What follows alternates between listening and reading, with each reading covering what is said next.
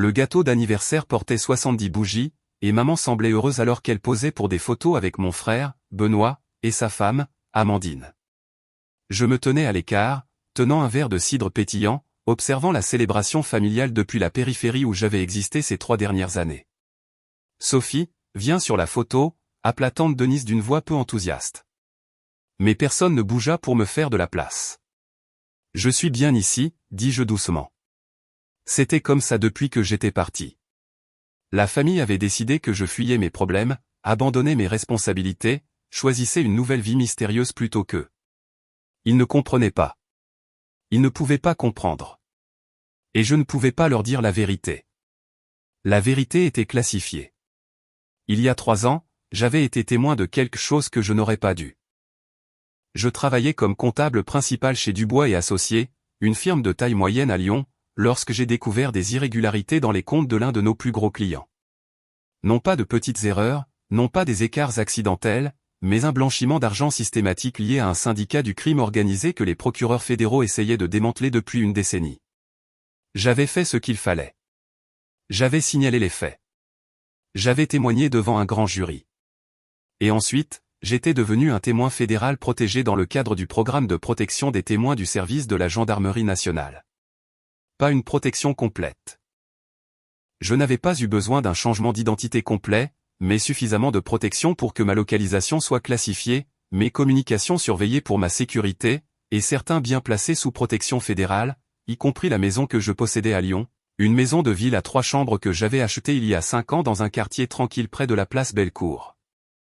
La maison valait maintenant 900 000 €, près de 3 fois ce que j'avais payé. Le marché avait explosé, mais je ne pouvais ni la vendre, ni y vivre, ni même la visiter sans l'approbation et l'escorte de la Gendarmerie nationale.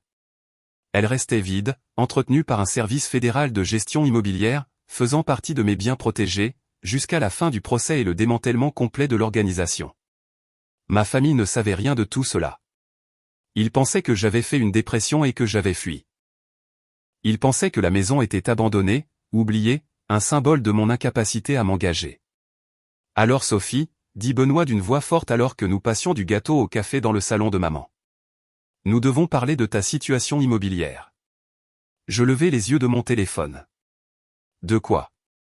Ta maison, dit-il, comme on dirait, ton bazar, ou, ton problème. Celle que tu as abandonnée il y a 3 ans. Celle qui est là, vide, pendant que tu fais ce que tu fais. Je ne l'ai pas abandonnée, dis-je avec précaution. J'ai dû déménager pour le travail. Le travail? Amandine rit, ce son cassant que j'avais appris à détester.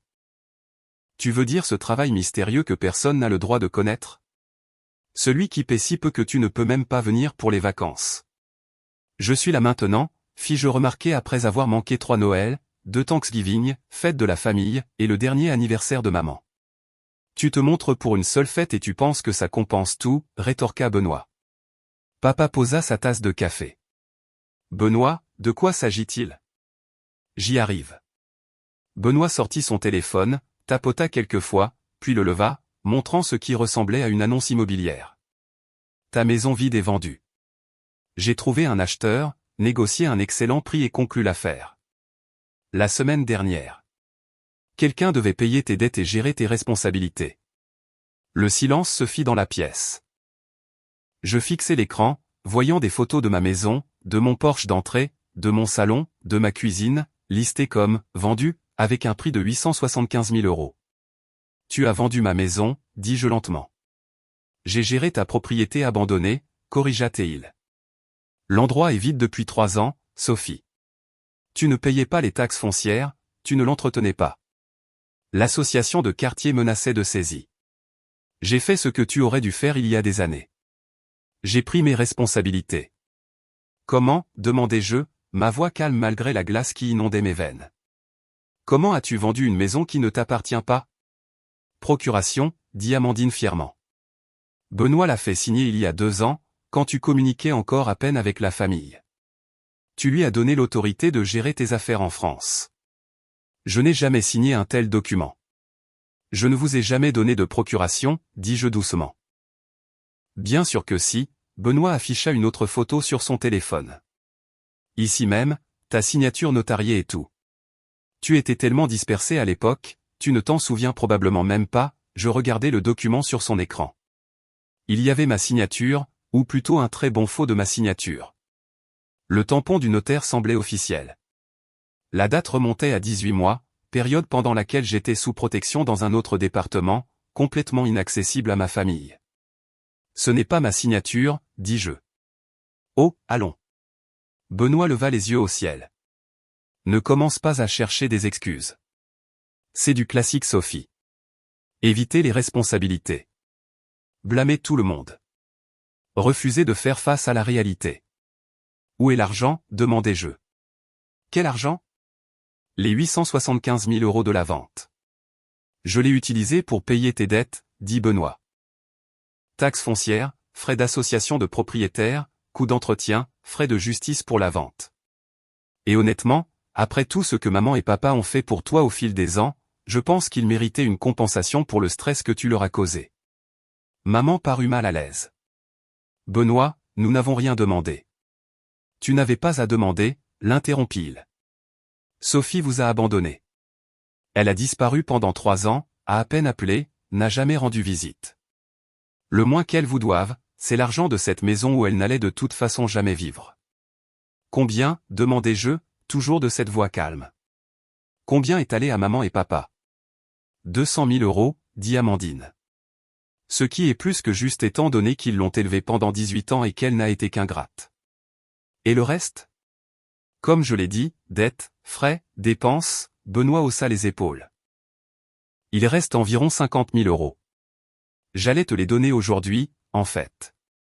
Considère ça comme un cadeau pour avoir enfin montré le bout de ton nez à quelque chose. Il sortit une enveloppe de la poche de sa veste et la jeta sur la table basse devant moi. Il y a un chèque. Tu devrais me remercier. Je ne touchai pas l'enveloppe. Tu as falsifié ma signature, dis-je doucement. Tu as vendu une maison que tu n'avais aucun droit légal de vendre. Tu as pris près de 900 000 € qui n'étaient pas les tiens. Et tu penses que je devrais te remercier? J'ai géré ton bazar, claqua Benoît. Quelque chose que tu n'as jamais été capable de faire toi-même. Tu as fui ta vie, Sophie. Tu as tout laissé derrière toi comme si c'était des ordures. Alors oui, j'ai agi. J'ai pris les choses en main. J'ai fait ce qui devait être fait. Benoît nous a tous rendu service, ajouta oncle Marc depuis sa chaise près de la fenêtre. Cette maison devenait une horreur pour le quartier. Les propriétés vides font baisser la valeur des propriétés. Il a protégé votre investissement et celui de tout le monde. Il a commis une fraude, dis-je. La pièce éclata en protestation. Ne t'avise pas, dit maman, les larmes aux yeux. Ne t'avise pas d'accuser ton frère de quoi que ce soit. Il a été là. Il a été présent. Il a pris soin des choses pendant que tu vivais ta vie secrète, refusant de nous dire quoi que ce soit, traitant cette famille comme des étrangers. Nous ne savons même pas où tu vis. Tu ne nous diras pas ce que tu fais comme travail, ajouta tante Denise. Tu te montres une fois par an si nous avons de la chance, tu restes 1 heure et tu pars. Et maintenant tu veux te plaindre que Benoît ait géré ta propriété abandonnée. Tu devrais avoir honte. La maison n'était pas abandonnée, dis-je. Elle était entretenue. Les taxes foncières étaient payées. L'hypothèque était à jour. Quelqu'un s'en occupait. Qui? Défia Benoît. Qui l'entretenait? Parce que j'y suis passé une 12aine de fois et elle a toujours eu l'air vide. Pas de voiture, pas de lumière, rien. Ça ne veut pas dire abandonné. Ça veut dire que tu n'étais pas là, dit Amandine sèchement.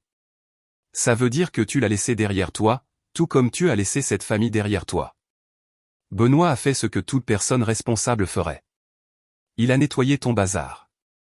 Je veux voir les documents de vente, dis-je. Pourquoi? Les yeux de Benoît se plissèrent.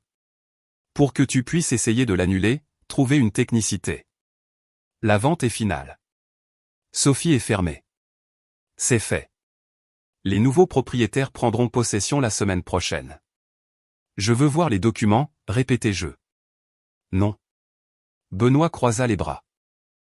Tu ne peux pas revenir dans nos vies après 3 ans et commencer à faire des exigences. Tu as perdu ce droit quand tu as disparu. Tu veux des documents? Engage un avocat. Oh, attends. Tu ne peux pas te permettre un avocat parce que tu as gâché ta carrière avec tout le reste. Je pris une lente inspiration. Mon téléphone vibrait dans ma poche depuis 5 minutes. Je savais qui c'était. Le service de gendarmerie surveillait ma localisation à tout moment. Quand j'étais entré chez maman, ils l'avaient enregistré. Procédure standard, mais ils avaient probablement aussi remarqué les indicateurs de stress élevés de ma surveillance biométrique. La montre de fitness que je portais n'était pas qu'une montre de fitness. La famille acquiesça d'un air approbateur, dis-je doucement, regardant autour de la pièce. Maman, papa, tante Denise, oncle Marc, mes cousins Jérôme et Émilie. Tous me regardant avec déception. Tous certains que Benoît avait fait ce qu'il fallait. Ça commence enfin à avoir du sens, dit Benoît. Accepte-le et passe à autre chose, Sophie. Tu reçois 50 000 € que tu n'as pas gagnés. Prends-le et sois reconnaissante. Je restai silencieuse. Mon téléphone vibra de nouveau. Puis de nouveau, la sonnette retentit. J'y vais, dit Émilie, marchant vers la porte d'entrée. Je l'entendis l'ouvrir. J'entendis sa voix confuse. Puis-je vous aider ? Puis une voix masculine, professionnelle et ferme. Service de la gendarmerie nationale. Nous devons parler à Sophie Dubois immédiatement. Le salon devint complètement silencieux. Émilie apparut dans l'embrasure de la porte, le visage pâle. Sophie, il y a des gendarmes fédéraux pour toi. Je m'en occupe, dis-je en me levant. 2 hommes en costume entrèrent dans le salon derrière Émilie. Je reconnus immédiatement le maréchal Ferrand adjoint Jacques Morel. Il avait été mon contact principal pendant 3 ans. L'autre homme m'était inconnu, plus jeune, sa main posée près de sa hanche d'une manière qui suggérait qu'il était armé. Mademoiselle Dubois, dit Morel, sa voix professionnelle, mais ses yeux inquiets. Nous devons vous parler maintenant. Que se passe-t-il ? Demanda papa. Pourquoi y a-t-il des gendarmes fédéraux chez moi ? Monsieur, je vous demande de rester assis, dit fermement le jeune gendarme. Tout le monde reste où il est. Mademoiselle Dubois, continua Morel en se concentrant sur moi. Nous avons une situation. Nos systèmes de surveillance des propriétés ont signalé une activité inhabituelle à votre résidence lyonnaise. Une vente a été enregistrée. Pouvez-vous expliquer cela ? Je n'ai autorisé aucune vente, dis-je clairement. Je ne suis pas allé à cette propriété depuis 3 ans, conformément au programme. Benoît était devenu très pâle. Programme ? Quel programme ? Monsieur, qui êtes-vous ? Demanda Morel, se tournant vers mon frère. Benoît Dubois. Je suis son frère. J'ai vendu la maison parce qu'elle l'avait abandonnée. J'avais une procuration. Vous aviez quoi ? La voix de Morel aurait pu couper du verre. Une procuration. Autorité légale pour gérer ses affaires. La vente était entièrement légitime. Gendarme adjoint Chêne, dit Morel à l'homme plus jeune, signalez-le. Possible fraude à la propriété fédérale, violation de la sécurité des témoins et accès non autorisé à des biens protégés. Qu'est-ce qui se passe ? Cria Benoît. Morel se tourna vers lui, son expression froide.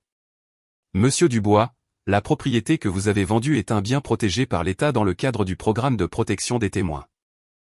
Elle ne peut être vendue, transférée ou accessible sans l'autorisation explicite du service de la gendarmerie nationale et l'approbation des procureurs fédéraux. La vente que vous avez effectuée est non seulement nulle, c'est un crime fédéral. La pièce explosa. Maman commença à pleurer. Papa criait des questions. Tante Denise exigeait des explications. Tout le monde se tait. La voix de Morel coupa le chaos. Mademoiselle Dubois est un témoin fédéral protégé. Sa localisation, ses biens et son identité sont classifiés pour sa sécurité et pour l'intégrité d'une poursuite fédérale en cours. La maison à Lyon est enregistrée sous protection fédérale. Toute tentative de vendre, d'accéder ou de transférer cette propriété sans autorisation appropriée constitue une entrave à la justice et une fraude. Je ne savais pas, balbutia Benoît. Elle ne nous l'a jamais dit. Elle ne pouvait pas vous le dire, interrompit Morel. C'est ce que signifie classifier, monsieur Dubois. Et prétendre l'ignorance n'excuse pas le fait que vous avez falsifié des documents fédéraux et vendu des biens protégés par le gouvernement. Je n'ai rien falsifié. J'avais une procuration. Montrez-moi le document, exigea Morel. Benoît tâtonna avec son téléphone, afficha l'image et la montra à Morel. Les gendarmes l'étudièrent pendant environ 3 secondes. C'est frauduleux, dit-il platement. Mademoiselle Dubois était sous protection fédérale à la date où ce document prétend avoir été notarié. Elle était en Bretagne. Le tampon du notaire est faux. La signature est falsifiée. Et même si c'était réel, ce serait nul. Les témoins protégés ne peuvent pas accorder de procuration sur des biens fédéraux sans l'approbation du service de gendarmerie. Comment étais-je censé savoir ça, cria Benoît. Tu n'étais pas censé le savoir, dis-je doucement. Comme je ne pouvais pas te le dire, j'ai été témoin de crimes fédéraux, Benoît. J'ai témoigné contre des personnes dangereuses. Le service de gendarmerie me protège depuis 3 ans pendant que l'accusation préparait son dossier. Cette maison n'est plus la mienne. C'est un bien fédéral détenu en fiducie jusqu'à la fin du procès et qu'il est sûr pour moi de le récupérer. Tu es un témoin, murmura maman. Contre qui? Je ne peux pas te le dire, dis-je. Je n'ai jamais pu te le dire. C'est pourquoi j'ai disparu. C'est pourquoi je ne pouvais pas venir te voir. C'est pourquoi tout a été classifié. Mais tu nous as laissé croire, commença papa. Je vous ai laissé croire tout ce que vous aviez besoin de croire, l'interrompis-je. Parce que l'alternative était de vous dire la vérité et de potentiellement vous mettre en danger. Les gens contre qui je témoigne font partie d'une organisation qui a déjà tué des témoins. Le service de gendarmerie m'a relocalisé, a changé mes routines et a mis mes biens sous protection pour me protéger et vous protéger en vous gardant dans l'ignorance. Mon Dieu, souffla oncle Marc. Benoît tremblait. La vente, les acheteurs seront contactés par les autorités fédérales, dit Morel. La vente est nulle. Tout argent transféré sera gelé et restitué. Tous les documents déposés seront scellés, et vous, monsieur Dubois, ferez face à des accusations fédérales de fraude, de falsification et d'entrave à un programme fédéral de protection des témoins. Je ne voulais pas, peu importe, dit le jeune gendarme, Chêne, ayant terminé son appel téléphonique. L'intention n'est pas requise pour ces accusations. Vous avez vendu des biens fédéraux. C'est suffisant. Amandine pleurait maintenant. Qu'est-ce qui va lui arriver? Cela dépend, dit Morel, me regardant. Mademoiselle Dubois, souhaitez-vous porter plainte? La pièce retint son souffle. Je regardais Benoît, mon frère aîné, qui m'avait harcelé toute mon enfance, qui m'avait traité de faible, d'incapable, de lâche pour avoir fui, qui venait d'admettre avoir falsifié ma signature et volé près d'1 million d'euros. Oui, dis-je doucement. Je le souhaite. Sophie, non. Maman cria. C'est ton frère. C'est un criminel, dis-je. Il a falsifié des documents fédéraux. Il a commis une fraude. Il a vendu une propriété qui était sous protection fédérale, compromettant potentiellement un dossier de sécurité de témoins actifs. Si les gens contre qui je témoigne avaient découvert cette vente, s'ils avaient essayé de retracer les registres de propriété, ils auraient pu me retrouver. Benoît n'a pas seulement volé de l'argent, il a potentiellement mis ma vie en danger. Je ne savais pas, murmura Benoît. Tu ne t'en souciais pas, corriguai-je. Tu as vu une opportunité de prendre ce que tu pensais être à moi et tu l'as prise. Tu ne m'as pas appelé, tu n'as pas demandé la permission, tu ne t'es pas demandé pourquoi la maison était vide. Tu as simplement supposé que je l'avais abandonnée. Assumé que j'avais échoué à quelque chose d'autre et décidé que tu méritais l'argent plus que moi. Nous sommes une famille, dit papa désespérément. Tu ne peux pas faire ça à la famille. La famille ne se vole pas entre elles, dis-je. La famille ne falsifie pas les signatures. La famille ne vend pas des biens qui ne lui appartiennent pas. Tu veux parler d'abandon? Benoît vient d'essayer de me voler près d'1 million d'euros et de vous en donner 200 000.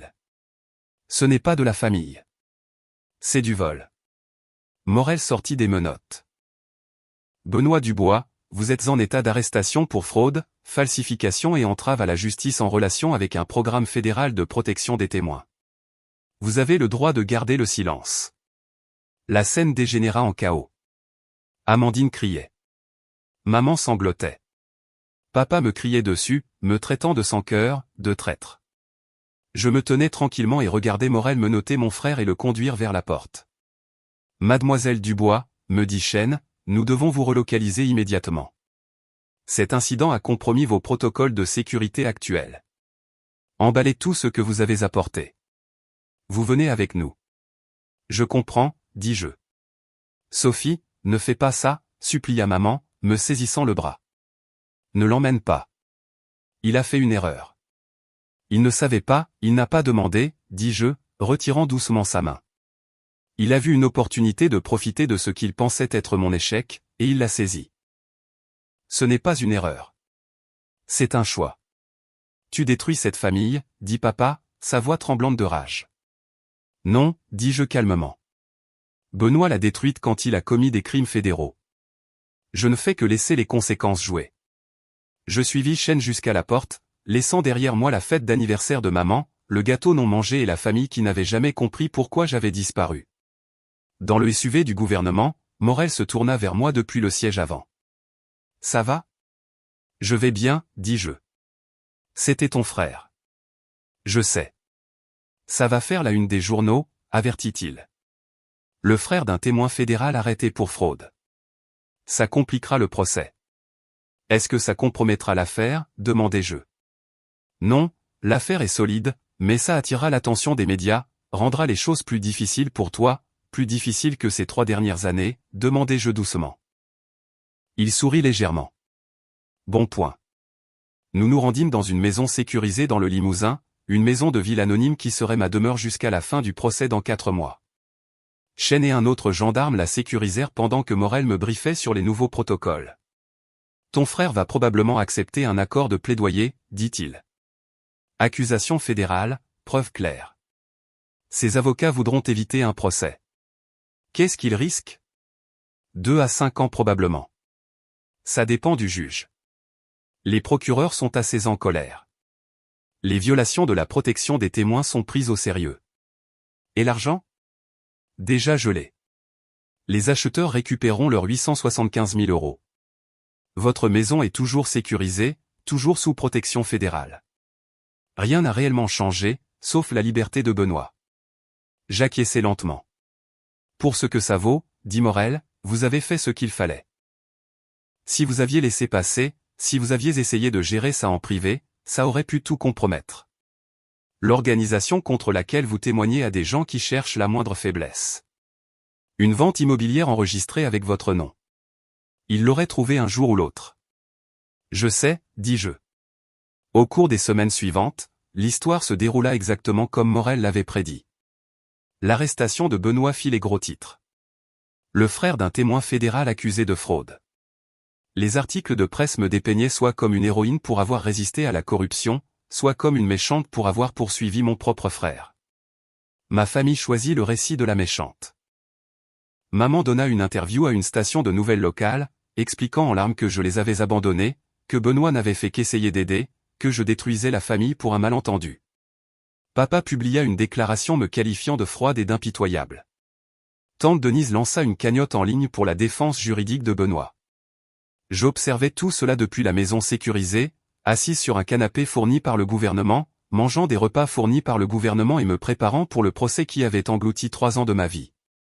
Benoît accepta un accord de plaidoyer. 3 ans de prison fédérale, 5 ans de liberté surveillée, restitution intégrale de tous les fonds. Amandine demanda le divorce 2 semaines plus tard. Le procès auquel je témoignais se conclut avec succès.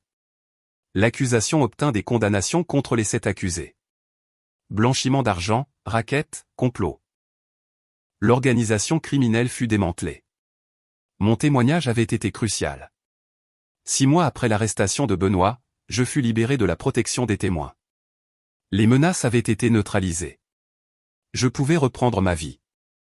Je retournai à Lyon un mardi matin froid, le gendarme adjoint Morel m'escortant jusqu'à ma maison pour la première fois en 3 ans.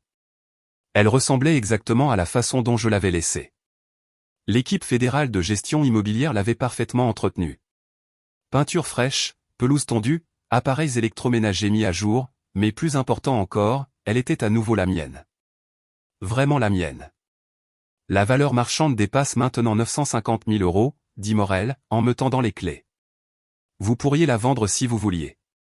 Je pense que je vais la garder, dis-je. Pour un certain temps, en tout cas. J'avais déjà accepté un nouveau poste, expert comptable judiciaire principal à la division des crimes financiers du Parquet national financier, PNF. Le travail que j'avais fait en découvrant le blanchiment d'argent avait impressionné les bonnes personnes. Mon salaire serait de 156 000 € par an avec des avantages fédéraux et une habilitation de sécurité. Le travail commençait dans 3 semaines. Je passais la première semaine de retour chez moi à simplement y exister, me souvenant ce que cela faisait d'avoir un foyer, un endroit qui était le mien et où je pouvais rester sans regarder par-dessus mon épaule. Ma famille me contacta exactement une fois. Maman envoya un courriel. Benoît souffre en prison à cause de toi. J'espère que tu es heureuse. Tu as détruit cette famille. Nous ne voulons plus jamais rien avoir à faire avec toi. Je le lus une fois, puis le supprimai. Je n'avais rien détruit. J'avais simplement refusé de laisser les crimes de mon frère impunis parce que nous partagions le même ADN. J'avais choisi la justice plutôt que la loyauté familiale, l'intégrité plutôt que la commodité. La décision m'avait coûté l'approbation de ma famille, mais j'avais toujours ma maison, ma carrière, ma liberté, mon intégrité, et honnêtement, cela valait plus que leur approbation n'avait jamais valu. 3 mois plus tard, j'étais assise dans mon bureau à domicile, examinant des dossiers pour le PNF lorsque ma sonnette retentit. Je vérifiais la caméra de sécurité, une fonction que j'avais ajoutée immédiatement à mon retour, et vis une femme que je ne reconnaissais pas. La quarantaine, en tenue professionnelle, l'expression nerveuse. J'ouvris la porte avec prudence. Puis-je vous aider, mademoiselle Dubois? Sophie Dubois. Oui. Je suis Jeanne Duval. Je suis avocate et je représente votre frère, Benoît. Je commençai à fermer la porte. Attendez, s'il vous plaît. Elle leva les mains. Je ne suis pas là pour vous harceler ou vous demander de retirer les charges.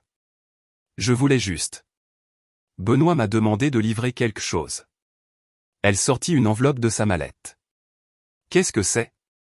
Demandai-je. Une lettre. Il est en prison depuis 6 mois maintenant. Il a eu beaucoup de temps pour réfléchir. Il m'a demandé de vous la donner. Je pris l'enveloppe mais ne l'ouvris pas, autre chose? Il est sincèrement désolé, dit Jennifer doucement.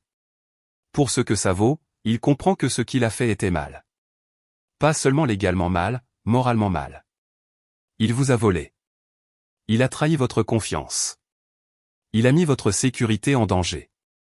Il le sait maintenant. Tant mieux pour lui, dis-je. Il n'attend pas de pardon. Il voulait juste que vous le sachiez. Après son départ, je m'assis à ma table de cuisine et fixai l'enveloppe pendant 20 minutes avant de l'ouvrir. La lettre était manuscrite, longue de 4 pages. Je n'attends pas que tu lises ceci. Je n'attends pas que tu t'en soucies. Mais Jeanne a dit qu'elle essaierait de le livrer, alors j'écris quand même. Tu avais raison sur tout. J'ai vendu ta maison parce que je le pouvais. Parce que je voulais l'argent. Parce que je m'étais convaincu que tu ne le méritais pas, que tu l'avais abandonné, que tu nous avais abandonnés. Je me suis dit que j'étais responsable, que je nettoyais ton bazar, que je faisais ce qui devait être fait. Mais la vérité est plus simple et plus laide. J'étais jaloux. Tu as acheté cette maison à 26 ans. J'en avais 29 et je louais encore. Tu avais une carrière réussie, une belle maison, toute ta vie réglée. Et je le ressentais. Je t'en voulais quand tu as disparu il y a 3 ans. Quand tu as cessé de venir aux événements familiaux et que tu n'as pas voulu expliquer pourquoi. J'étais presque heureux. Enfin, Sophie avait échoué à quelque chose.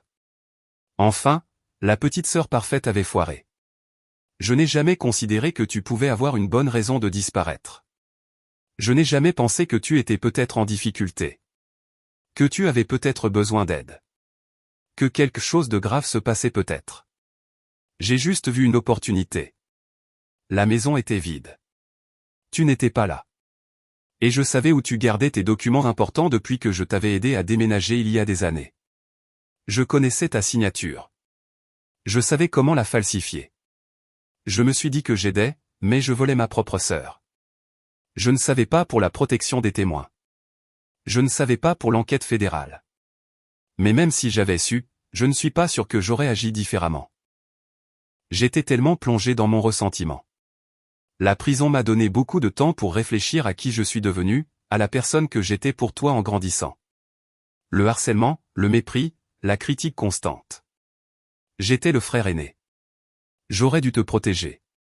Au lieu de cela, je t'ai rabaissé à chaque occasion. Tu méritais mieux. Tu méritais un frère qui célébrait tes succès au lieu d'en être jaloux. Qui te faisait confiance au lieu de supposer le pire? Qui posait des questions au lieu de porter des jugements? Je ne demande pas pardon. Je ne le mérite pas. Je ne te demande pas de retirer les charges ou de faire preuve de clémence. Tu as fait ce qu'il fallait et je le respecte, même si cela me coûte 3 ans de ma vie. Je voulais juste que tu saches que je comprends maintenant. Je comprends ce que j'ai fait. Je comprends ce que je t'ai toujours fait. Et je suis désolé. Je suis désolé d'avoir vendu ta maison. Je suis désolé d'avoir falsifié ta signature. Je suis désolé d'avoir volé ton argent. Je suis désolé d'avoir mis ta sécurité en danger. Mais surtout, je suis désolé d'avoir été un frère terrible pendant 32 ans. Tu vas faire de grandes choses, Sophie. Tu l'as déjà fait. J'espère qu'un jour je pourrai lire tes succès sans ressentir de jalousie. J'espère qu'un jour je serai devenu le genre de personne qui peut être fière de toi au lieu d'être plein de ressentiment. J'ai 3 ans ici pour y travailler. J'espère que tu auras une bonne vie. Tu l'as bien mérité, Benoît. Je lus la lettre 2 fois, puis la posai sur la table de cuisine. C'était une bonne excuse. Honnête, spécifique, assumant l'entière responsabilité sans chercher d'excuses. Cela ne changeait rien. Benoît purgerait sa peine. Il serait libéré dans 2 ans et demi avec bonne conduite. Il reconstruirait sa vie d'une manière ou d'une autre et je continuerais la mienne. Peut-être qu'un jour, des années plus tard, nous aurions à nouveau une relation. Peut-être que le temps passé en prison le changerait vraiment. Peut-être qu'il deviendrait le frère qu'il aurait dû être depuis le début. Ou peut-être pas. Dans un cas comme dans l'autre, j'irais bien. Je pliai soigneusement la lettre et la rangeai dans un tiroir de mon bureau à domicile. Non jetée, mais non exposée non plus. Juste classée, faisant partie du dossier, faisant partie de l'histoire. Puis je retournai à mes dossiers, au travail de traque des crimes financiers et d'élaboration de dossiers contre des personnes qui pensaient pouvoir voler sans conséquence. C'était un bon travail, un travail important, et j'y étais très, très doué. 3 ans plus tard, Benoît fut libéré de prison fédérale. J'en appris la nouvelle par un post Facebook de tante Denise. Bienvenue à la maison, Benoît. Tu nous as manqué. Il ne me contacta jamais directement. Maman et papa prirent leur retraite dans le sud de la France. Je leur envoyai une carte quand ils déménagèrent, mais ne reçus aucune réponse. Ma carrière prospéra. Je fus promu agente spéciale adjointe responsable de la division des crimes financiers du PNF. Je menai des enquêtes qui récupérèrent des centaines de millions d'euros d'actifs volés. Je devins une experte témoignant dans des affaires fédérales à travers le pays. J'ai finalement vendu la maison de Lyon pour 1,2 million d'euros et acheté une belle maison de ville à Paris, plus proche du siège du PNF. Je sortais occasionnellement, me fis des amis dans ma nouvelle ville, menai une vie tranquille et réussie, et je ne regrettais jamais, pas une seule fois, d'avoir porté plainte contre mon frère. Car certaines choses sont plus importantes que la loyauté familiale, des choses comme l'intégrité, la justice, l'état de droit, des choses comme savoir que l'on s'est défendu, que l'on a refusé de se laisser voler simplement parce que l'on partage le même ADN.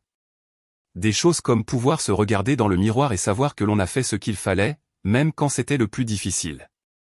Cela vaut plus que n'importe quelle approbation familiale. Cela vaut tout.